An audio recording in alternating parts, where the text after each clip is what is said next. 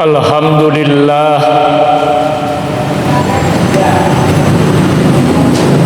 alhamdulillahilladzi bi ni'matil iman wal islam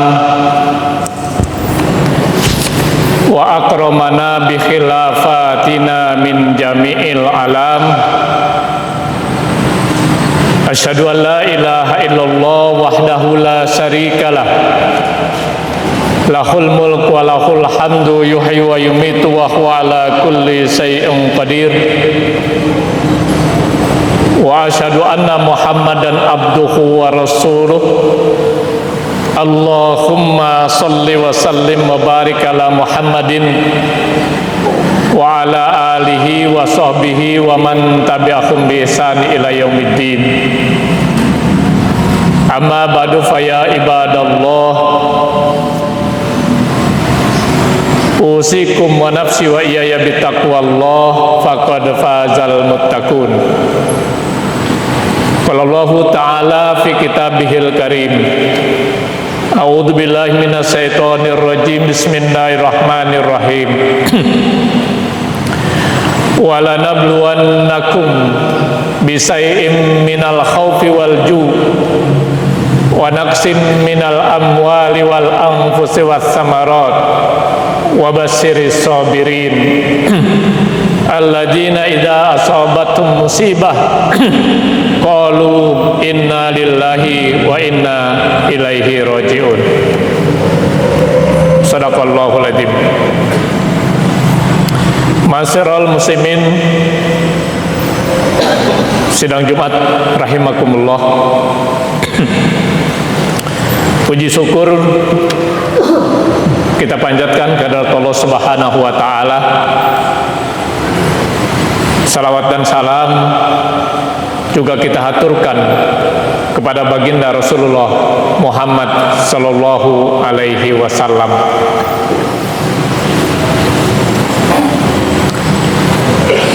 Predikat yang menjadi skala prioritas untuk kita sandang, untuk kita bisa kita raih saat kita berada di alam dunia sekarang ini adalah predikat muttaqin, yaitu orang-orang yang bertakwa.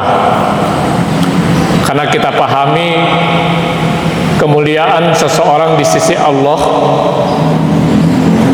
bukan karena status sosialnya, jabatannya, kedudukannya, jenis kelaminnya, tetapi tergantung ketakwaannya kepada Allah Azza wa Jalla. Inna akramakum indallahi atqakum. Karena itu di hari yang baik yang kita kenal dengan Sayyidul Ayyam, kita berikhtiar untuk senantiasa menjaga, memelihara, dan meningkatkan keimanan dan juga ketakwaan kita kepada Allah dengan cara melaksanakan seluruh perintah-perintahnya dan meninggalkan seluruh larangan-larangannya dalam setiap aktivitas yang kita kerjakan. Tema khutbah kita hari ini saya sampaikan meraih kebahagiaan hakiki dengan syukur, sabar, dan istighfar. Hadirin sidang Jumat rahimani wa rahimakumullah. 3 tabiat ini akan mengantarkan seseorang, akan mengantarkan kita untuk bisa meraih kebahagiaan yang hakiki, baik pada saat kita berada di alam dunia sekarang ini, lebih-lebih saat kita memasuki kehidupan yang kekal dan abadi, yakni kehidupan akhirat kelak. Yang pertama adalah apabila diberi bersyukur, kemudian yang kedua apabila diuji bersabar, dan yang ketiga apabila berdosa, bersalah, beristighfar dan bertaubat kepada Allah Azza wa Jalla. Hadirin sidang Jumat rahimani wa rahimakumullah. Tabiat yang pertama adalah apabila diberi bersyukur. Kita pahami bersama bahwa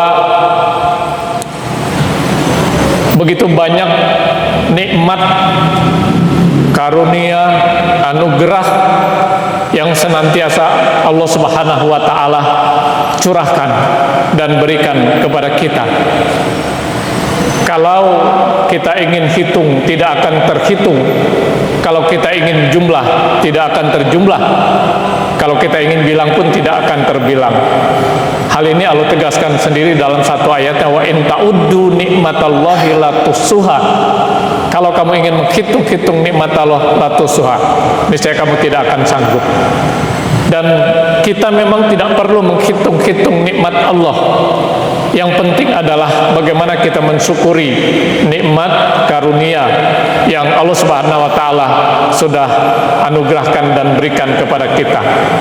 Dan bila itu yang kita lakukan, justru Allah akan menambah kenikmatan yang saat ini sudah diberikan kepada kita.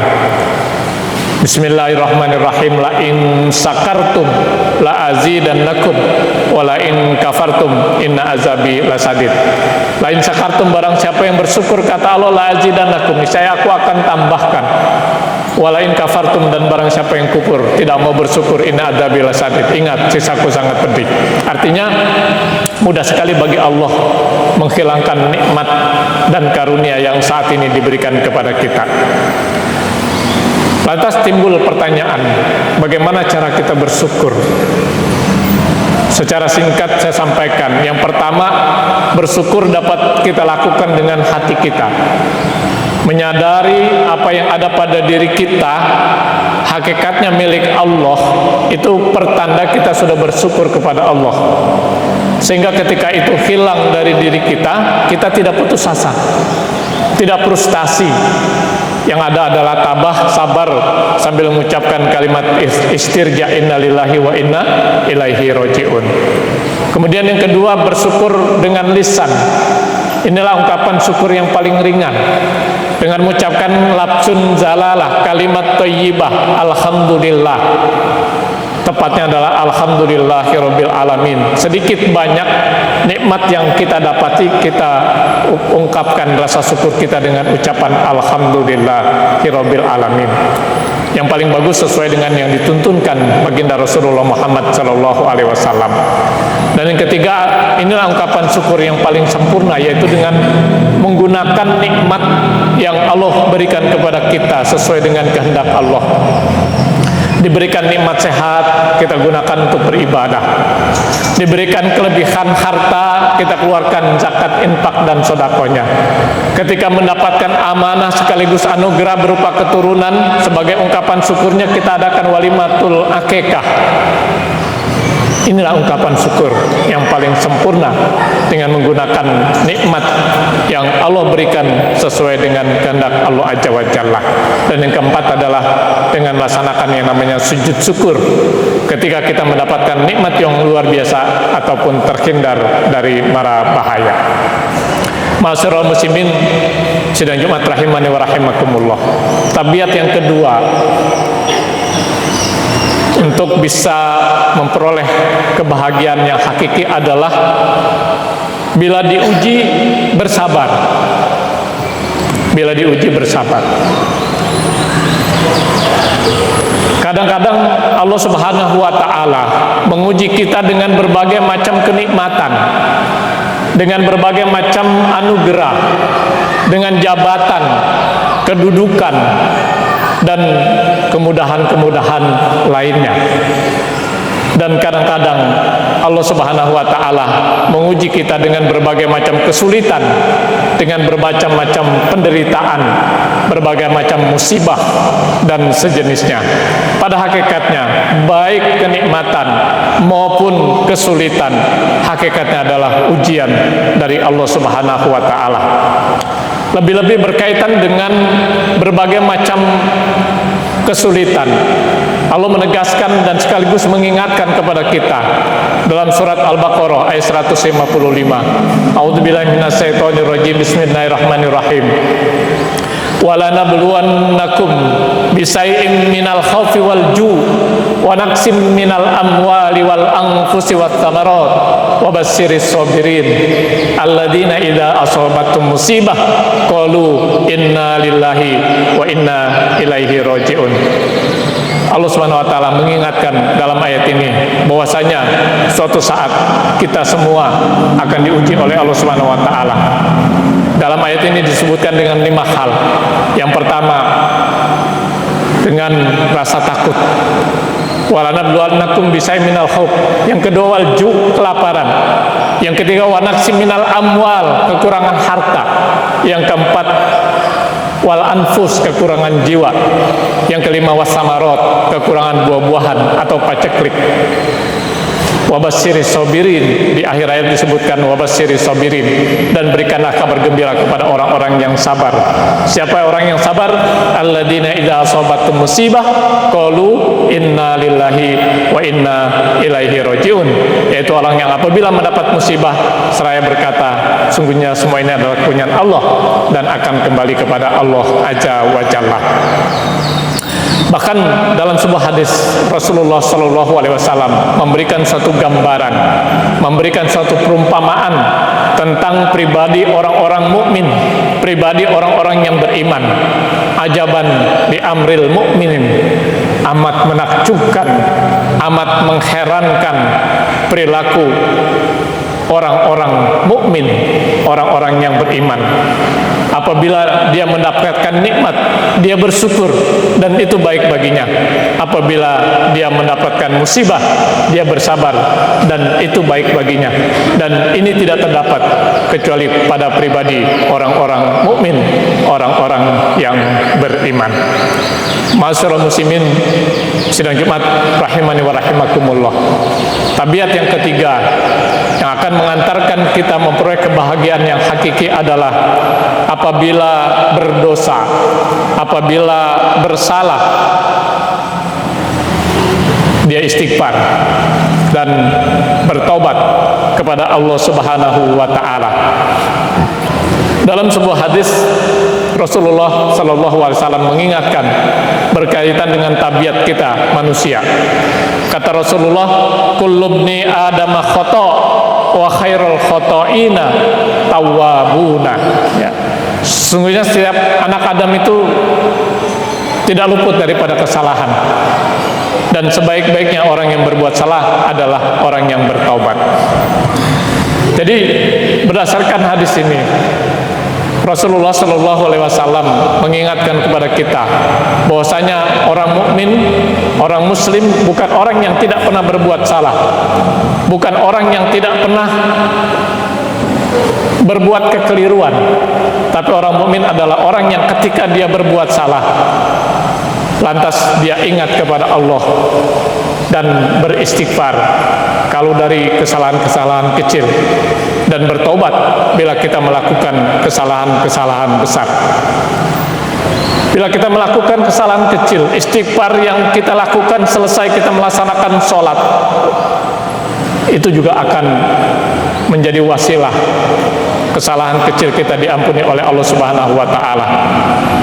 Karenanya Rasulullah juga mengingatkan waktu sholat yang satu ke sholat yang berikutnya ya akan menghapuskan dosa di antara keduanya, tentu bila kita tidak melakukan kesalahan besar. Pantas adab dan etika serta tuntunan selesai kita mengucapkan salam ke kanan dan salam ke kiri, yang pertama kita ucapkan adalah istighfar. Astaghfirullahaladzim, astaghfirullahaladzim, astaghfirullahaladzim, sambil kita mengingat kembali kesalahan apa yang kita perbuat dari sholat sebelumnya ke sholat berikutnya. Dengan istighfar itu kesalahan-kesalahan kecil akan diampuni oleh Allah Azza wa Jalla. Tidak demikian kalau kita melakukan kesalahan besar, kalau kita melakukan dosa-dosa besar, tidak cukup dengan istighfar, tapi dengan melaksanakan taubat yang namanya taubatan nasuha, taubat yang sebenar-benarnya. Ada 3 syaratnya. Yang pertama adalah segera menghentikan kemaksiatan dosa yang kita perbuat. Yang kedua, menyesali kesalahan atau dosa atau kemaksiatan yang sudah kita kerjakan. Dan yang ketiga, berjanji tidak akan mengulangi lagi kesalahan tersebut di masa yang akan datang. Dan bila kesalahan itu berkaitan dengan manusia, kita harus selesaikan dengan yang berkaitan dengan manusia. Kalau berkaitan dengan hutang piutang, segera kita lunasi. Kalau berkaitan dengan menyakiti perasaan atau hati seseorang, kita minta maaf kepada yang bersangkutan. Allah Subhanahu wa taala mengingatkan kepada kita semua dalam surat Ali Imran ayat 133. A'udzubillahi minasyaitonirrajim. Bismillahirrahmanirrahim. Wasari'u ila magfiratim mir rabbikum wa jannah arduhas samawati wal ard uiddat lil muttaqin. Wasari'u, segeralah kamu, cepat-cepatlah kamu, buruan ila magfirah, kepada ampunan Allah. Dengan apa? Dengan istighfar, dengan bertobat. Wa jannah, dan buruan, segera, cepat-cepat juga kepada surganya Allah, tentu dengan banyak melaksanakan amal-amal soleh, baik yang wajib maupun yang sunnah dalam aktivitas kita. Uiddatnya arduha samawati wal ard uiddatil muttaqin, yang luasnya seluas langit dan bumi, yang disediakan bagi orang-orang yang bertakwa. Hadirin sidang Jumat rahimakumullah, 3 tabiat ini adalah menjadi skala prioritas untuk kita, untuk ada pada diri kita. Yang pertama adalah apabila diberi kita bersyukur, kemudian yang kedua apabila diuji kita bersabar, dan yang ketiga apabila berdosa, bersalah, melakukan kemaksiatan, kekeliruan, kita ingat dan segera istighfar dan bertobat kepada Allah Subhanahu wa taala.